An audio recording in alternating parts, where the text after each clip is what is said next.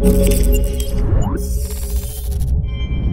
up guys, how's it going? Welcome back to another Destiny 2 video. Today we're doing it live. If you guys are watching this, then of course thank you for tuning in. If you're seeing it on the channel, then thank you for watching. But today I'm joined by 26 because we're going to be speaking about Destiny 2. Some of you guys have been asking like my hands-on impressions, what I thought of it, everything like that. So 26 can ask the questions. Some of you guys are in chat to ask questions. If you guys have got comments or questions up, you can also put them down below. But yeah, let's kick it off. So 26, you can be the master of ceremony. You can lead it from this point onwards. So yeah, first question is, did you like it? And actually, yes. No, before you even answer that question, was it up to your expectations? Honestly,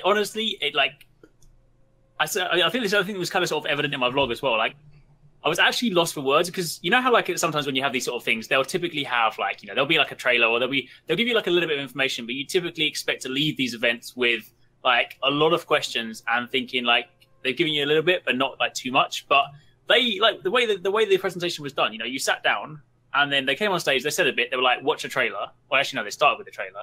Then they spoke for a bit. They showed some more stuff, and then some more stuff. And every single time, I was like, "Surely they're going to be finishing now." They just kept on going. They just literally kept on just like throwing information at us. So like, I left that and I was like, I can't compute all this. Like, I literally can't keep up. So I spent a little while sort of during the day, during the event, trying to sort of process all the information. But no, I was super excited. I had like loads and loads of like really awesome vibes from it. I think one of the things that stood out to me the most was sort of like I got this really sort of like distinct Halo vibe from when I watched sort of the campaign segments. So it definitely sort of like felt a lot more cinematic and stuff. So yeah, I was from like the initial stuff. Obviously, we've got like a long way to go, though. You know, we haven't had a chance to try the whole game. We've tried a very tiny bit of it, but from my like initial impressions, I'm super impressed. I'm super looking forward to it. So yeah. Like, I was kind of hoping that the graphics would be a little bit more improved, but they still look really good. If like when they showed the initial homecoming mission, it had all the rain effects and all the particle effects. I was like, this looks good now, but imagine what it's going to look like in the raid when they've got like some crazy stuff going on the screen in terms of special effects. And I was like, all right, this is where it's at and all that stuff going on. And Ikora jumping up and doing like, yeah, that was. I was like, yeah, this is. It was really cool to sort of like see the story as well, like for like where kind of Zavala came from, because it really sets the scene for what like Ghaul is doing. I mean, the fact that it's like, you know, Zavala, who has never really left, at least in our experience, we've never really seen him leave his station at the table, and yet sort of seeing his kind of growth, like him, you know, fighting, dying, to kind of like lead to where he is. So that was pretty cool. Yeah, and one of the biggest things I'm hoping is that, because we've had like a few cutscenes in the past, I'm hoping they don't front load it again, where they're like, you start the game with loads of epic cinematics, and then you have like 20 or 30 missions where you go and fetch some stuff and come back with no cinematics, and then it ends in one.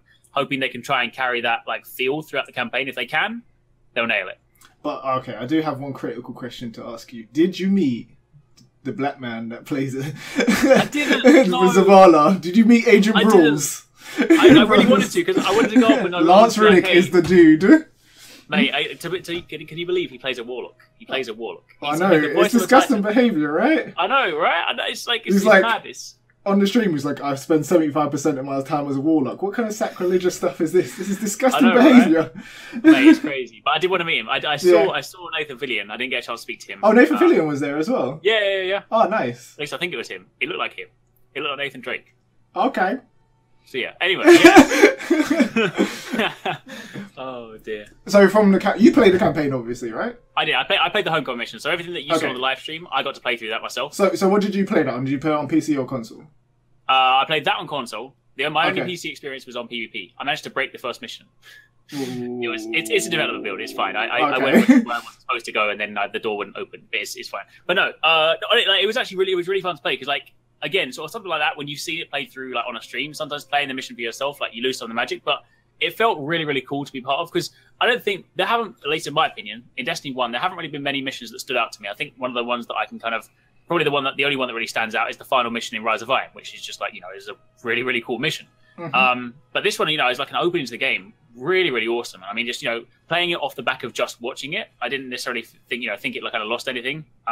So I mean, yeah, being able to kind of like live those moments, like meet Aurora, and then go through, and you know, one of the things that I really enjoyed, I mean, this will probably kind of tap into something we'll speak about later, but the end of the homecoming mission, you know, when you saw like on the stream, they fought like this miniature boss character. You know how like in Destiny 1, you find like a lot of the time, supers never seem to do a great deal to bosses, right? They've always been like great ad clearers, or great for like, you know, okay, fair enough, you use like the bubble to deal damage to the super and stuff. But fundamentally they've never really been, you know, like Golden Gun, you wouldn't necessarily do massive amounts of damage. But I went in with the Dawnblade, and I'm just like destroying the bosses. So it made you feel powerful. I think that's one of the things that was missing. Well, not really all that powerful and stuff, but like the supers. Not all supers in Destiny 1 felt useful, like in every scenario, but these ones, it seems like it's like there's proper roaming supers now, and like they do damage, or they got multiple like uses, then rather than just PvP. It's sick. This is sick in PvP, or this is sick in PvE, or whatever. So that's something. I think I think also like the changes to some of the supers as well. Like it's going to sort of like emphasize team play even more so, because you look at if you look at kind of like the logic behind separating like Dawnblade class skill and the Sentinel, for example. I mean, like, up until now, you know, a typical boss strategy is put a weapons of light bubble down, stand inside it, protect yourself while also getting a buff, right? Whereas now, if you want to emulate that kind of behavior in Destiny 2, you're going to have a Warlock with the class skill to drop the damage field down, and a Sentinel standing in front to take the damage. Like, so it's now going to be, if you want that kind of thing, you have to work as a team, which is going to have like more coordination, which I'm really looking forward to. Yeah, I'm hoping that there is some additional RPG elements in there as well. Like, I don't know, I feel like they're holding back a lot of the little stuff in the game as well. Yeah. I've got a sense that while there is classes, there might be more classes. Or I mean, I hope so. I mean, yeah. I mean, either that. I mean, I think what we're going to go be, we're going to be going from 3 classes per class three subclasses per class, and then down to 2 with what we currently have. But I think they probably have like some sick next class, maybe based on the ones that the leaks happened about, with like the snakes and the creatures and the birds and stuff. Maybe possible. I mean, or it might be, you know, they kind of like still include the one. It might have been they didn't decide to sort of show anything from, like, say, the Taken King, because they're the ones we're most used to, but they're also, like, to a certain extent, the newest ones. So they might still keep them in to a certain extent. I feel like, you know, if they were, they're going to rework them. I mean, Sunbreaker probably needs to be reworked because it's quite similar to Dawnblade. So I guess, you know, maybe. But I mean, yeah, who knows? Who knows? I mean, I would love to have new classes. I would honestly love to. But at least the way that they're reworking some of them, it still makes them kind of, you know, interesting to use in like a slightly different way. I mean, Gunslinger is still fundamentally the same, but like when I was using it, for example, it still felt really cool because like knowing that I could get 6 shots out, like suddenly I started playing it slightly differently. So, interesting, yeah.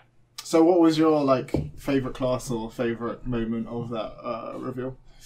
I mean, I feel dirty saying this, but it's got to be the Warlock, because the thing is, the Warlock was the only new class I had a chance to play as, right, or the new subclass, because Striker I've used before, and like I really like the way that Striker plays. You know, being able to because what's actually really cool about Striker is that it's and this is definitely like an obvious thing they're trying to sort of make with balancing in like Crucible as well, is that they are like Striker is not in the individual Fist of Havoc slam, not as powerful as it was before. So it's no longer like Fist of Panic, right? Because the radius is much smaller. Like there's a video, I think it was Prodigy that tweeted out or something like that. But basically there was a striker, he landed like almost next to someone and didn't kill the person.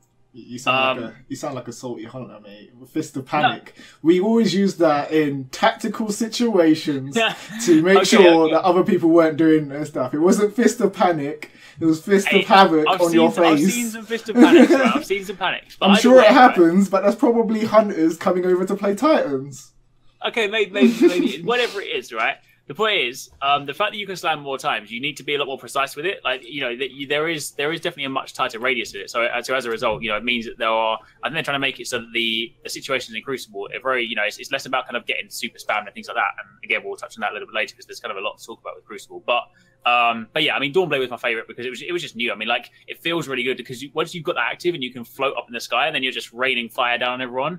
I mean, that's an awesome feeling. But I think had I not been hands-on with Dawnblade, despite the fact that I am a hunter, the Sentinel class is just the one that I'm super excited about. I mean, basically Captain America. Who doesn't want to be Captain America, right? Yeah, I definitely am super hyped for that. But the moment that I kind of, you know me in Destiny, I'm excited for it, but I'm like cautiously optimistic.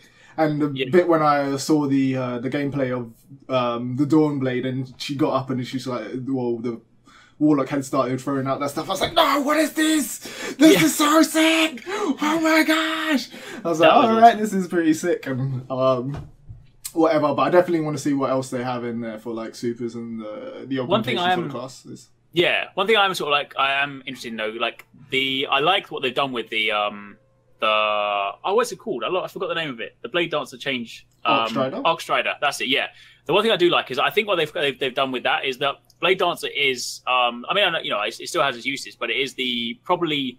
I imagine if we got to see like Destiny stats, I would imagine it's the least used hunter subclass, right? And I feel like one of the things that they needed, like that one had, it definitely had difficulty with range. Like you literally had to be up in someone's face for it to be useful. And the bow staff looks like it's kind of got this move where it can also slam down. So I'm hoping it might even have. They didn't necessarily show it too much in the trailer because we saw the slam but didn't see the impact. But the fact that it seems to travel a lot more distance because of the way that it fights. But also if it's got like a slam AOE move, then it might have a little bit more utility. Yeah. But I guess that's akin to the spin on Blade Dancers, right? Probably, but we don't know. Everyone's saying, oh yes, it looks the same as like Blade Dancers, but we don't know what the class ability is, and that class ability changes a lot of the mechanics of the core super anyway. Say if it's like something like a, I don't know, because what's the class ability on the Gunslinger? It's dodge now, right?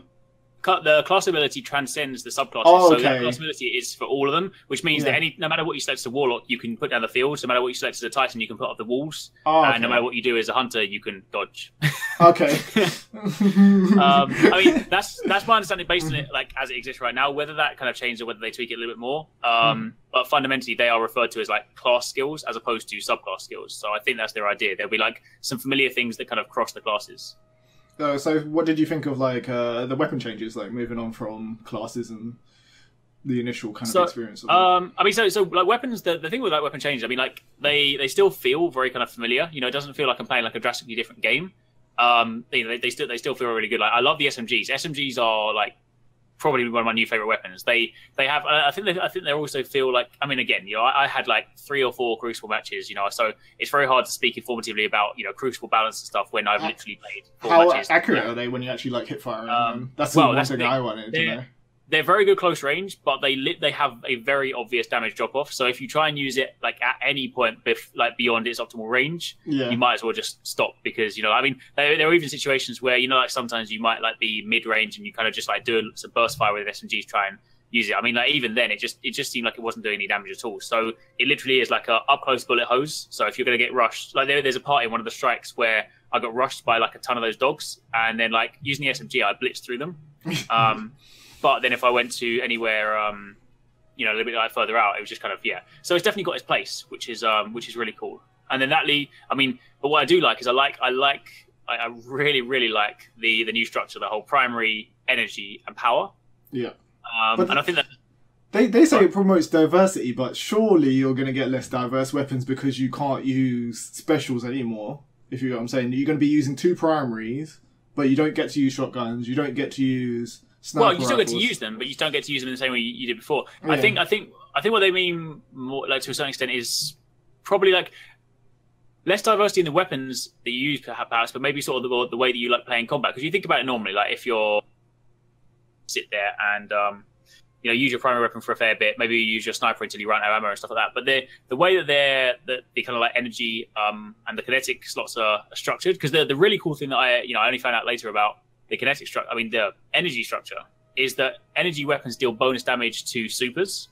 So you know how like currently in the Crucible, there's not really a proper counter to a super apart from your other super or like a heavy weapon, right? Whereas like now, your counter is going to be like if you have an energy-based projectile, it doesn't matter what the element is, so you don't have to like match the elements. So if you see like a Dawnblade rushing towards you and you swap to your energy weapon and you've got like an SMG, there might be a chance that you could win that fight. Whereas if it was like in Destiny as it exists right now, if you see like someone running towards you with a super, you just turn and run. Yeah. So yeah, that's really cool. But like outside of that, like why would I be using my energy weapons more so? Like... Well, I guess in PvE it's always going to be about like taking out shield, weaknesses and stuff. So I mean, again, I think more so it's probably going to like promote weapon swapping. I mean, I definitely agree that it would have been it would have been nice to like have more that you can use because if heavy ammo isn't necessarily that frequently dropped, you might find that it's a long time before you use things, and especially if you have to decide between a shotgun, a sniper, a rocket launcher, a grenade launcher, a sword. But I don't know. I think if there's enough new stuff, like especially if considering SMGs belong in the kinetic and the energy slot as well. So you've got you've got auto rifle, scout rifle, sidearm, hand cannon, pulse rifle, and SMGs. So there's a fair few things in that category. Yeah.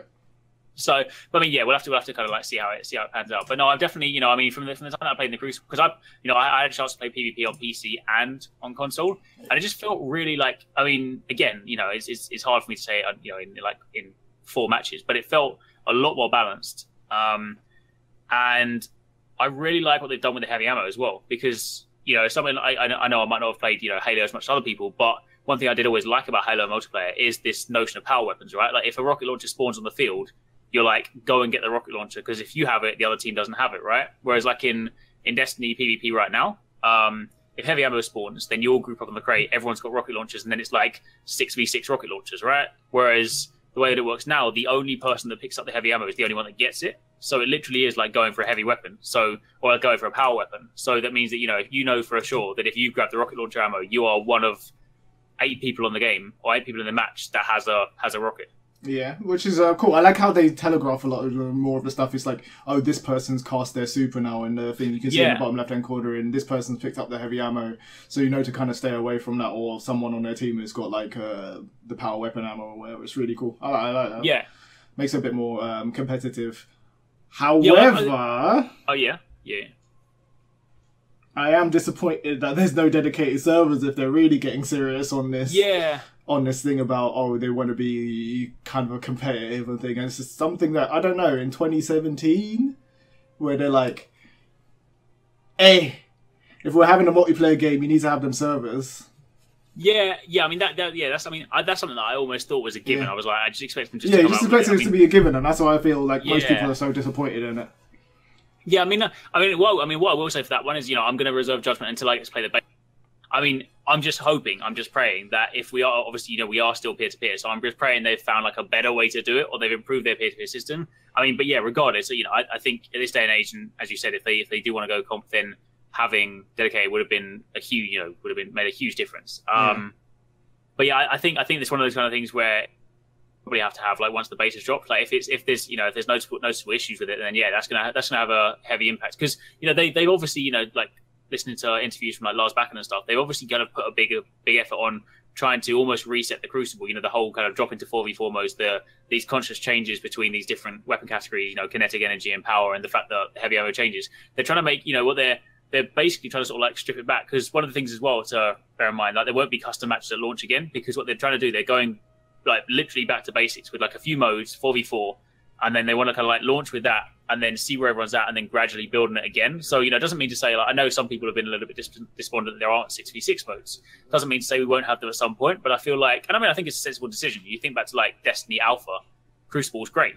And then, in my opinion, I think it got progressively worse. So I feel like what they're trying to do is effectively reset the Crucible and start from the ground up. But yeah, I honestly don't know how, I don't even know whether they, like, all the changes they've made seems like they want to go competitive, but I just don't know whether they, like, want. I don't know. It always seems like they don't know whether they want to, whether they've kind of done it themselves before. They're like, we've done it in Halo, we're just going to kind of like create this experience. But I feel like the Activision kind of angle behind, they probably want to push esports. Mm-hmm. So who knows? But yeah, I'm just hoping once we get a chance to go hands on at the beta, hopefully then we'll get an idea of whether it's good or not. I mean, it might be all right for us, but I appreciate for kind of people that are slightly further out, anyone that's like in Australia or like places that don't necessarily have as good kind of connection or peer-to-peer connections, then maybe we might be all right, but they might suffer. So who knows? Well, to be honest, it's going to be better if it's peer-to-peer in like remote locations, because it's going to match you up with someone in your region. Yeah, true. A bit better, because then you don't have to rely on dedicated servers. But true. Yeah, it's for me, the PvP looks good, but I know I need to get my hands on before I come to any conclusion on it. So I'm super like indifferent about it, even though it's probably where I'm going to spend most of my time in Destiny, because I'm more of a PvP person.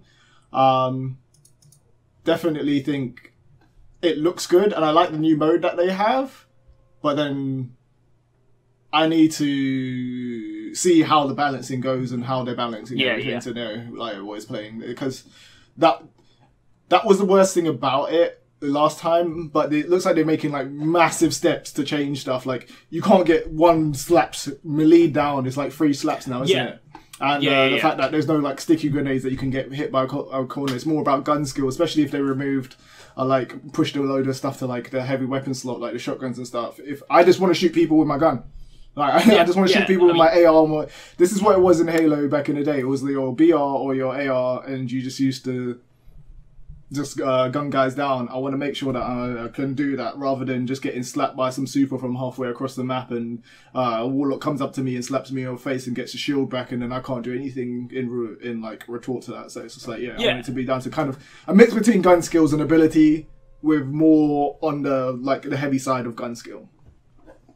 Well, I definitely got that initial feel from, there were engagements where like I was actually able to, in like kind of Halo fashion, I was actually able to kind of trade shots with people, then use your shield, like, duck behind cover and stuff. But you think back to, now, like if I'm, apart from like, unless it's like a primary versus primary, if someone sees you with a sniper or someone sees you with a shotgun, it's over in an instant, right? It's almost much more kind of like Call of Duty kill times in current thing. But it's definitely nice as well to know that, you have to make that choice when you pick up the heavy ammo. Because again, going back to Halo, like if you go for the sniper, that when you have that sniper, you might be getting like, serious shots off, but you only got a limited number of bullets, so you're going to make them count. And I think it's going to make those engagements that much more exciting to A, be a part of, and B, watch. Because imagine if they do go down the esports route and you do spectate, and you know that someone's just picked up heavy and they've got a sniper, it's going to be like they're going to expect something cool from them, right? So, but no, I'm definitely a big fan of the gun skill kind of component coming back in, and like because there's so many cool primaries, right? And I think it's just going to be really kind of excited to sort of see how they play out. Cool. Out of your classes that you played in PvP, what do you think is going to be like the fan favorite? Well, out of the 6 that have you seen any of the other abilities or? Oh no, actually. And what did you think of the maps as well?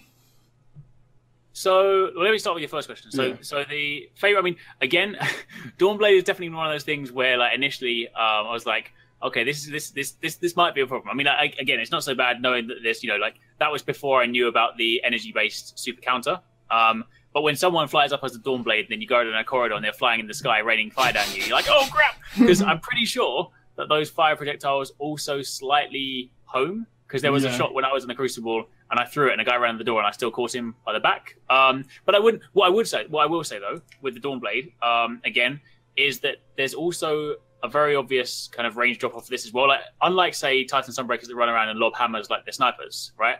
The Dawnblade fire kind of strike, whatever they want to call it, doesn't seem to travel that as far. So like if you get someone that's down below you or that's kind of like immediately in front of you, like what I would sort of typically say like SMG engagement range. If you try and go much further than that and someone's running away, like the fire will fall short. So it's definitely possible to outrun a Dawnblade. Let's put it that way. Whereas like if a Stormcaller comes around, like you're not going to outrun that, right?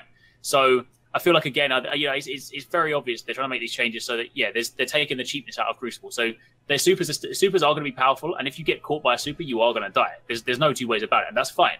But it's not going to be so mumuch of a like I've got a super, I'm now going to wipe the entire team, because you're still going to have to be thoughtful about how you use it. And you're still going to have to actually, to a certain extent, still have some skill, right? As I go back to what I said before about the striker. You have to be a lot more precise with your placement. That's probably why they've given you 3 or 4 slams, because if you miss the first one, you can slam again. Gunslinger, for example, having 6 shots. Like initially, people were like, "Well, hold on a minute, that's just 6 kills." It's like, well, no, because the only way you ever get 6 shots off is if you literally fan the hammer like McCree. You have to spam the 6 shots, otherwise, you're still only going to get 3. If you want to take your time, it's 3 shots. If you want to like spam, it's 6. And I feel like the 6 is probably only ever going to be useful in PvE, because when are you ever going to have? Well, you're not going to have 6 people in front of you if it's a 4v4 mode anyway, right? Yeah, it'd be pretty good for the single target thing or a big boss, right? You just spam off the 6 shots on something that's big and massive, and then just like burst damage it down and continue on, which is pretty sick. Also, that's a very kind of important question. It just came from Brutal.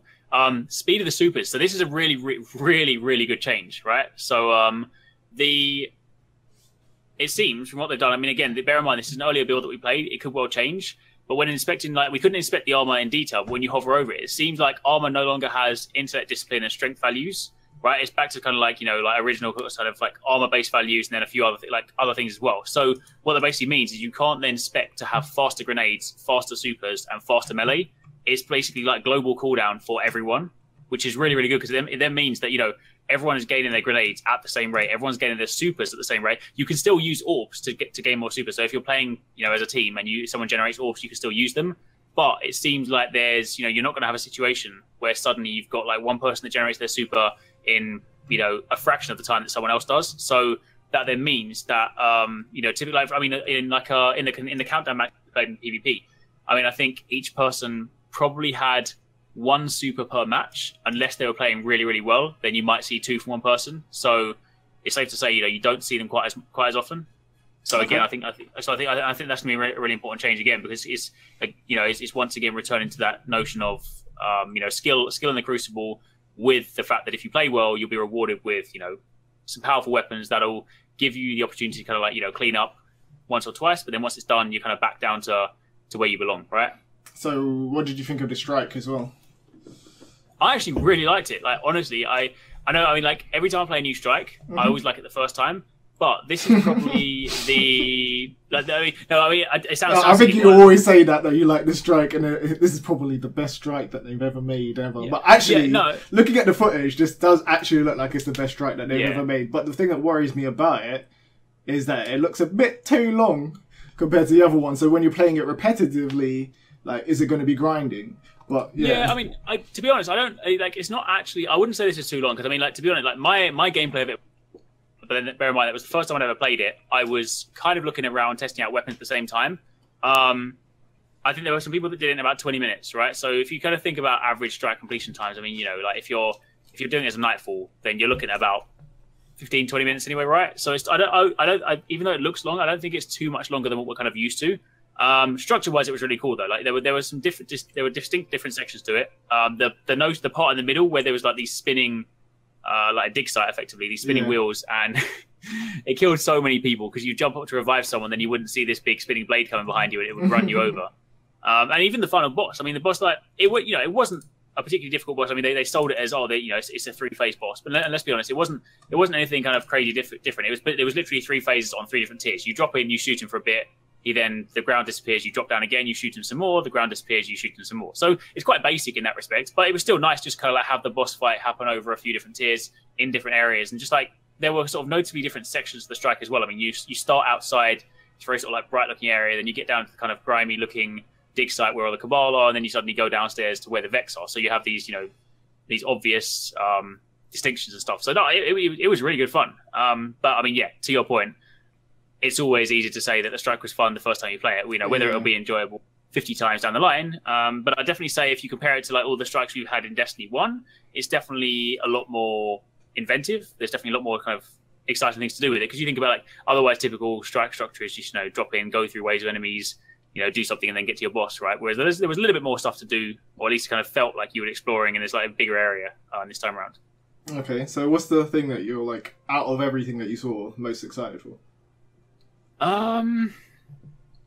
It's definitely got to be 100%. I mean, the open world, right? I mean, this is something that... Yeah, I think that's the same for me, to be honest. Those lost sectors, the new planets and stuff like that, it just looks... Yeah, exactly. I mean, we have, I think we've had discussions before where we're just like, you know, I appreciate... I appreciate we're never going to want... I mean, I appreciate Destiny's never really going to go completely the way we want to, because, you know, if we had our way, Destiny would become an MMO, right? And it's like, it's not going to do that. But the open world and the lost sector kind of stuff is a step in the right direction, right? It's like you're giving us much bigger worlds to explore. Like, one of the problems I had in Destiny 1 is that I never really felt the desire to explore the worlds, right? Like, we would go there for a patrol, you would go there for a mission, but I would never just go there to just walk around.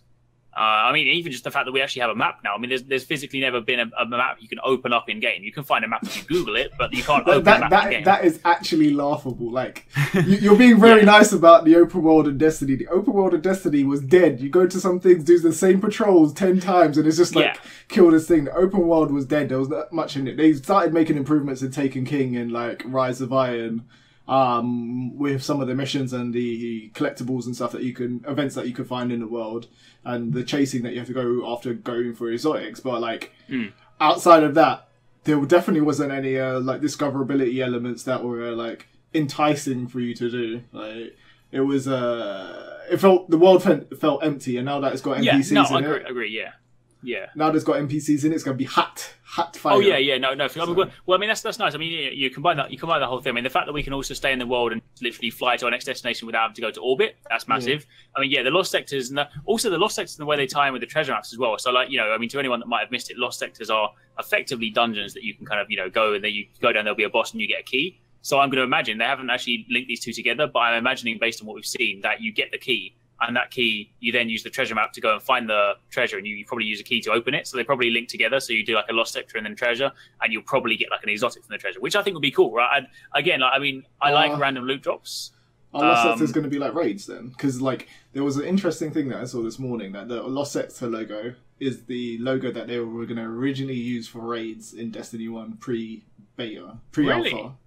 So maybe we're thinking that they're just some small thing, but they're actually quite hefty pieces of content that are not as big as raids, but maybe for 3-player or 4-player or open world like groups to throw in, and that will be amazing. That will blow my mind. Imagine if you just like everybody meets up in the world and they're just like, oh, we found a lost sector, and it's like randoms. You go down there and you have to like gradually work through, like completing kind of like a raid-esque thing. Yeah, it's almost like you meet up with random teams, you make like temporary light. That could be really cool. I mean, well, because there was that talk before. I mean, about like world bosses as well, right? I mean, you know, like, and when they first said that, I just imagined you have like a world boss like roaming around. You just see it and you start fighting, right? But what if it is? What if it is like, you know, you discover it? Maybe a lost sector isn't always there. Maybe, you know, it just shows up, and then if people are in the area, you group up and you jump in, and you know, I mean, that could be really cool. Yeah, but I mean, I do hope there is a link between the two, because while I do like, you know, I do like random loot, and I think RNG is always an important thing that keeps you coming back. I would like it if sort of, you know, some of the exotics were specifically tied to like treasure maps and stuff, so you can actually go on that quest. You know, you do your sector, you get your key, you do the treasure map, and you get a massive reward at the end. But yeah, I mean, just wanted to exploring the world, having outposts we can just walk to and just speak to NPCs. I mean, all that stuff is going to be a massive improvement. So yeah, I'm looking forward to that. Paradise asked this earlier, and somebody else is asking right now, and it seems like people really want to know, so I'm going to ask it right now, even though the community questions have not come up yet. Are load times improved? Interesting. So bear in mind, I didn't get a chance to do much kind of orbit to place, you know, because like when you go to these events, you have like particular activities you load into. There is still a load time to get into your menu. In truth, because I was so overwhelmed with like all the stuff I was doing, I didn't necessarily pay attention to like how long it took me to get into a menu and stuff. But you know, there are still a few kind of frustrations for things like if you're trying to go into your menu while you're flying in from orbit, it keeps kicking you out and stuff like that. So I mean, it's hard. Given the fact that it's optimized for PS4 Pro, I'd probably say that load times are probably slightly better, but they're definitely still going to be a thing, right? So did you actually get to travel into like orbit, or not orbit, but like travel from wherever you were into the, like, the next? No, I mean, like all we got to do, so basically like the kind of the gameplay setup was that we are floating in orbit, and then there's one node you can select. You can't open a map. There's literally just a node that says start strike, and then you just start, you know, standard kind of dev build, like public facing. There's all the stuff that you would want to try out is like locked away. So not really. I mean, yeah, we flew from orbit into the strike, and that was basically it. Cool. I forgot what I was gonna ask, but did you see anything about shaders and like customization yet? So no, so where you would find shaders, you know, like on Destiny, kind of if your character screen, you would scroll down. Yeah. The scroll down screen was locked. There was an interesting thing on the customization side of things, like not on our build, but in the actual Destiny 2 trailer. Yeah. When they hovered over one of the weapons, there was like it lists the perks, lists the stats for the weapons, and there's a slot at the bottom for it said no mod assigned. So there might be like a notion of weapon mods. I mean, again, have no idea what they're for just yet, but no, I had we had like literally no way to kind of inspect like sparrows or shaders or emblems or anything like that. I mean, obviously emblems are still a thing because we had emblems on our characters. They were actually the typical class symbols that had like the snake for the hunter and the other things like that. Yeah, no customization just yet. Is there any tidbits that you want to tell us that you think people should know? Like little things that people may not know? Little things people... that's a good question. Oh, well, they said today that there won't be Grimoire anymore. Grimoire card the notion of Grimoire cards is going to be a thing left for Destiny 1. They're going to start working lore into the game. So there was I think you mentioned it, there was like a screenshot somewhere where there's like hold down L2 where you can look at like more lore for the stuff. Now, obviously that's a really cool thing because I've always been as someone that's kind of started doing lore videos and started kind of getting into lore, I've kind of discovered an interest for it. And it's always cool, or it's always frustrating to have to go to a third party. Well, it's not a third party; it's Bungie. But to go to a secondhand website to read this stuff, right? So if they can put it in game, that'd be good. The only one kind of concern that I've seen from like a lot of the community is, of course, does this mean that if they put it in game, are they going to lack some of the depth? I mean, because some of the things like, you know, Book of Sorrows and some of the chains and the way these cards link together, if that's not there, are they still going to be able to convey that level of depth in game? I mean, I hope they do, because they could go as far as just to put in the cards in game. I mean, simple as, right? But that's still, if they're going to be doing that, there's obviously going to be a stronger focus on story, which is going to be a super important thing for, you know, a lot of people, right? Considering some people will say that Destiny 1 didn't have a story. I mean, it does have a story. It's just not told very well. It's in the cards, right? But yeah. Mm-hmm. All right. So one last question before we go to like the community questions and see what people want to ask. What was your most disappointing thing of the reveal? And don't say no beds.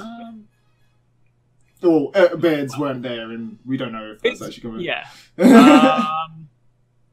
I mean, I suppose the one thing that was kind of a shame was I was hoping that when we left the thing that we were going to get to try the 3 new subclasses, so I was hoping the demonstration would have been Sentinel, Arcstrider, and Dawnblade.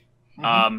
So the fact that, you know, a third of my, or 2/3 of my hands-on experience was with classes that were fundamentally the same as what we've done before. I mean, that's probably the only negative thing I had, because again, with these events, you know, I can appreciate some people, you know, they might, if they're watching it afterwards, might think, oh, you know, you're just a fanboy, you don't have anything bad to say. But when you go to an event like this, and like it's super exciting and everything's announced, and then, you know, you're just full of information, it's very hard to kind of like you sit there and kind of at the time, be objective about it. Yeah, because right then you're just subjective about it.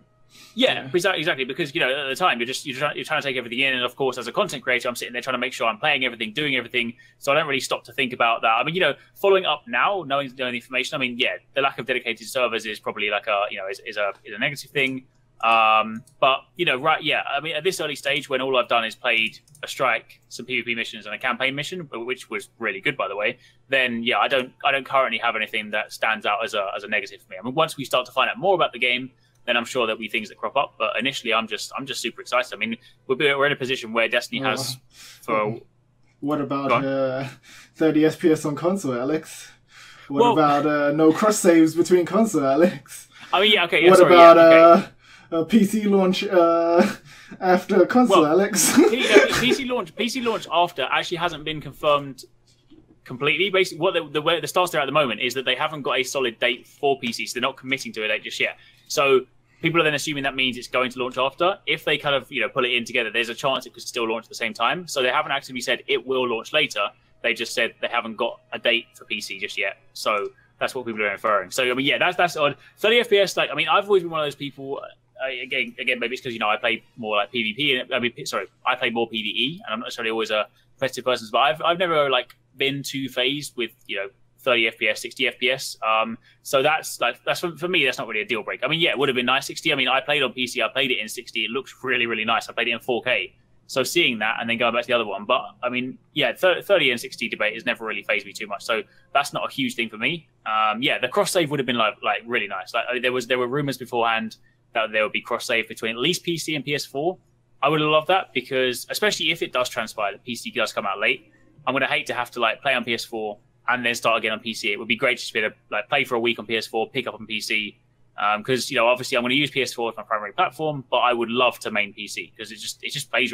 It feels really great on like mouse and keyboard as well. I mean, you need to remap some keys because they're mapped in a weird way. But yeah, if I could play them, then tell me something about that PC version. Tell me your thoughts, man. So I mean, PC version was again. I was thrown to PvP against some people that were pretty good at PvP, so my experience was a little bit mixed. But it looked really good. Yeah, playing it at 4K was nice. It's got, you know, it's obviously got an uncapped frame rate, but at the event they locked it to 60 because they wanted to make sure everyone's got the same experience. So you couldn't actually change in the settings. You couldn't, like, you know, go to low settings, go to high settings, like the preset they gave you, which was actually not like ultra. Some of the things were on medium, some of them were on high, but it was locked profile. But no, it looked really nice. The only thing I would say that the kind of the button mapping was a little bit weird. They definitely kind of, it didn't feel.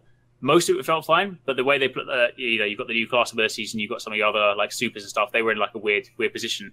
The only thing that kind of stood out to me that was an issue, and I mentioned this in my PC gameplay video, was that the whole sensitivity is controlled under one number right now. It's just sensitivity, so that doesn't, and that, you know, and that applies for both out of aiming and when you're aiming down sights. The problem with that is that when you ADS, your sensitivity suddenly then feels like ultra sensitive. So you'll go from like a normal camera mode where you'll set your sensitivity and be like, this feels right, to then aiming down sights, and then suddenly you're zipping all over the place and it's kind of hard to aim. Yeah. So I feel like they need to kind of separate. They either need to dial it in so that the numbers scale accordingly, or they need to have an ADS slider, so you don't get that. But again, when you dialed it in, it felt really good. I mean, like, honestly, having played it on PC, if I knew if like console exclusives weren't a thing, or like there wasn't like there wasn't going to be like a PlayStation deal, and I had to kind of cover it to make sure I've got that and stuff, I would without a doubt just make it on PC, because it plays great, looks great, and I think it's going to be interesting when we start having like raid day one world first runs. I feel like we're going to suddenly start having a lot of PC players being those world first players. Well, that's going to be a given, because they're going to be way more precise and probably clear at first. Yeah. But like, did you notice a visual difference aside from it being 4K and 60 FPS? Like, did you see any like special effects or textures difference? Because what I've heard is this only been the version that you saw was set on medium. It wasn't even on high. Like. They were like, basically, if you looked at like the settings page, like most stuff was like flipped between medium. I think there were a couple of things on high, but like the overall profile wouldn't have been considered like an ultra profile. I mean, I guess probably to do that, they probably didn't want to make it look like distinctly different to the PS4 Pro version. So, but the difficulty with that as well is the way in which I went hands on. Like, I didn't go straight from PC just to console. Like, I played PC, and it was like 2 hours before I got a chance to go hands on console. So like it was so hard to, it's not like I could see them side by side. So I definitely, I could, like, if I went to the PC area and I saw it, I could definitely, like, see a difference in the way that it plays and, runs and stuff. But I wouldn't say it was like, at the time, night and day, because, until I put it side by side, it's going to be hard to say. Yeah, Sony be clock blocking that PC version from looking at it best, like, isn't it? Like, no. No, not today. You ain't got no time in the sun, boy.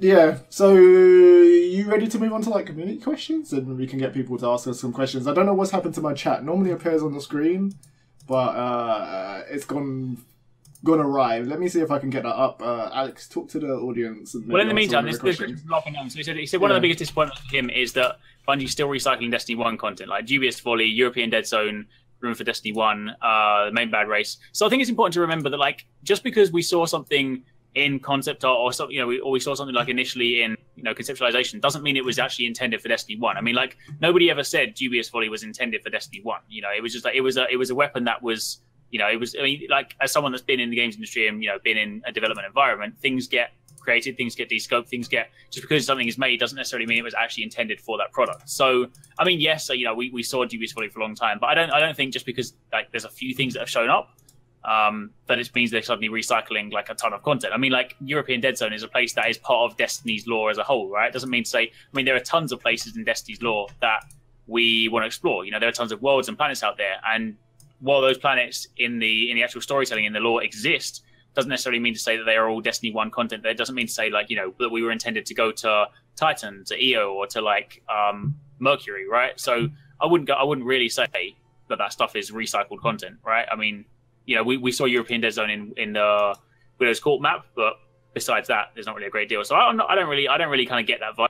I mean, I've seen a lot of people, saying that it feels more like Destiny 1.5, and it's like, well, I've never really heard that comment too much when you look at like a new Call of Duty. Like, it's just like new maps, new stuff like that. Destiny 2 is still it's still Destiny, right? It's still, fundamentally still the same game. It's just new stuff. So no, I mean, I think it's really cool. I mean, all the stuff that we've got to play with, all the stuff that we've got to explore. I mean, these new planets, like, I didn't at all sort of sit there and think, this doesn't feel like a kind of a new game. So that's what that was my mindset. Cool. Answer another question, please.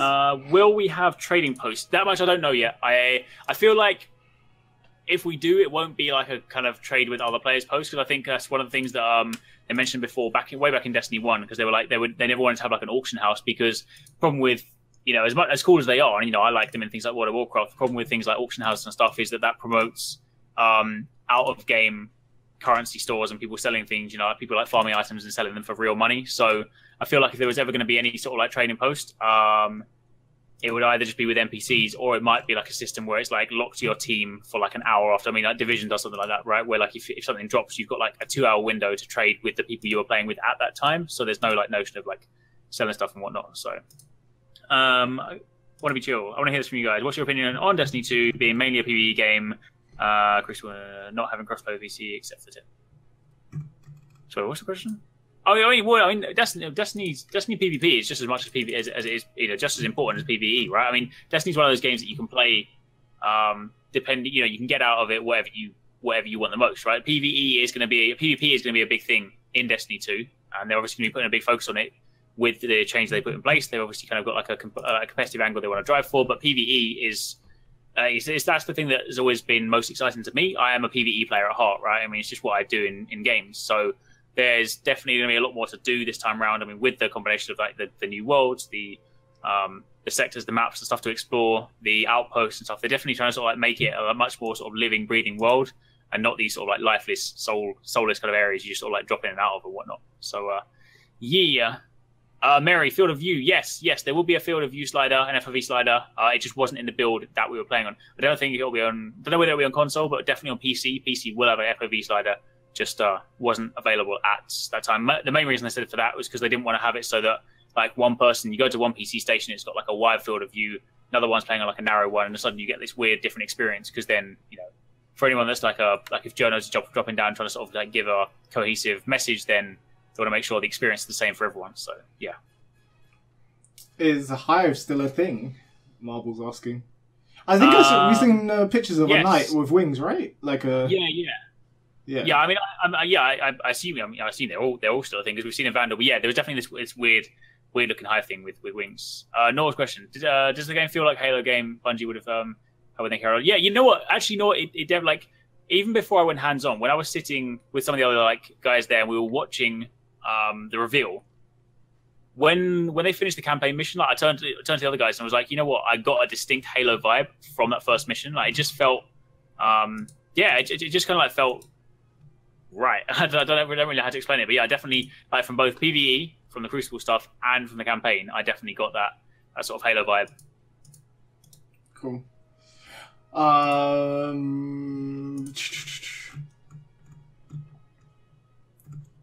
think there was a couple of questions that people were asking like ages beforehand. But like if you guys have any questions to who get in now, this is your chance before we wrap it up. But I don't really have anything to really ask you about more so. But I do think the new Hunter ability could be a bit broken. The spin around. I don't know if they've taken that into account. Like the fact that you can spin and reload. Like how is that going to be balanced? When you're using like heavy machine guns and like sniper rifles and stuff on bosses, you're gonna shoot, rinse your magazine, spin, and imagine if you had 4 hunters doing that at the same time, like some unison dance. That'd be amazing. Exactly. But do bear in mind, I mean that ties back to the previous like unified cooldown that I was speaking of. The cooldowns for your class abilities are also quite long, so it's not like Shade Step for a Night Stalker where I can keep dodging like as much as I want. Like once I've done one dodge, it's actually like there's a significant cooldown before I can do it again. Okay. So even so, at most in a boss fight, I'm probably going to get. I mean, obviously, if the boss fight is quite long, you can get more. But I mean, in like a kind of 30-second window, I'm only going to be able to like do that probably once to reload again. So it's not. I feel like as it exists right now, it's not necessarily something you're going to be abusing too much. But I mean, again, yeah, I don't know. I actually didn't have a chance to test it out with the weapons with the heavy weapons, because heavy ammo dropped so infrequently, and any time it did drop, I basically had enough for like one magazine's worth of bullets. So yeah, we have to see. Maybe if it does become a problem, they might make it so it only works on like your primary weapons. So like just kinetic energy and not on like heavies. So Crewtex is asking, will we visit any planets from D1? No, so I mean, yeah, I'm not too sure at this stage. I think like initially they said the game is going to launch with 4 planets, so it's just going to be what is it, Titan. Well, EO. Technically the answer to that question is yes, because you're visiting Earth, and we did that in D1, right? But it's not. Oh, sorry, yes, yeah. But you won't be visiting the Cosmodrome, is my understanding. It's just the European. So I don't think at this stage, I don't think we'll be revisiting anywhere we have been before. And I mean, again, one question from someone else that I saw, I think it was on YouTube, they were like, why can't we visit the old planets if they already exist? It's like, well, yeah, I mean, they exist as they did in Destiny 1, but like the kind of overly designed maps and lost sectors and stuff, that obviously hasn't been worked into the original maps. So yeah, to begin with, we're going to launch with those 4. I would imagine when they when like we get the expansions and we have like the Osiris and the Rasputin expansions, they'll probably add like new planets for them, maybe. Yeah, it's been alluded to. If you watch the IGN interview as well, they allude to that each DLC is going to have a new planet because that's what they feel players want from DLC is new explorable areas for people to do stuff. So, and it makes sense as well because if you go through like a planet and you do all the lost sectors, get all the treasure, and then a new one comes out and you don't have anything new to do, then it's gonna make it seem like a much kind of lesser expansion, right? So, yeah. Are we visiting Europa in this or not, or is that still not a thing? I'm guessing that's going to be one of the planets, right? I don't think so. I can't remember what was it? Yeah, I need to remember the picture. I can't off the top of my head. I can remember 3 of them. It was like Nessus, Io, Titan. I can't remember what the 4th. Oh no, yeah, sorry. Could have been Earth, European Dead Zone. So I would, maybe we'll get Europa at some point, but. So Wannabe's question is opinions on D2 not having any crossplay with PC despite being mainly a PvE game. Oh, I mean, they were never going to have crossplay anyway because it's 60 and 30, right? So it's going to be like a weird discrepancy. Cross save, I wish I had cross save, so at least I could pick up on one, like you can in Final Fantasy. I can play on one and pick up on the other.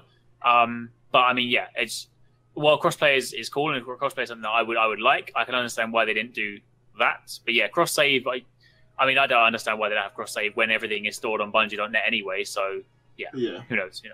Faceman's asking, will it get an upgrade for Scorpio?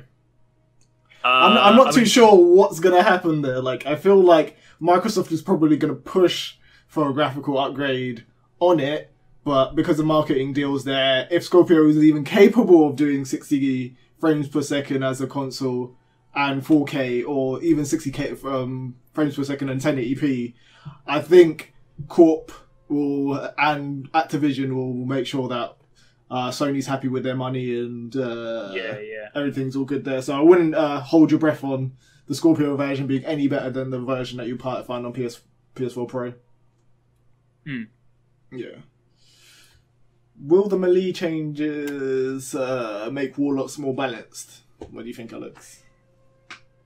I mean, yeah, I reckon so. I mean, obviously, again, until as with any of these things, until I get a chance to test it extensively, it's gonna be hard to say. But I mean, I think all these kind of changes have been conscious to try and rebalance.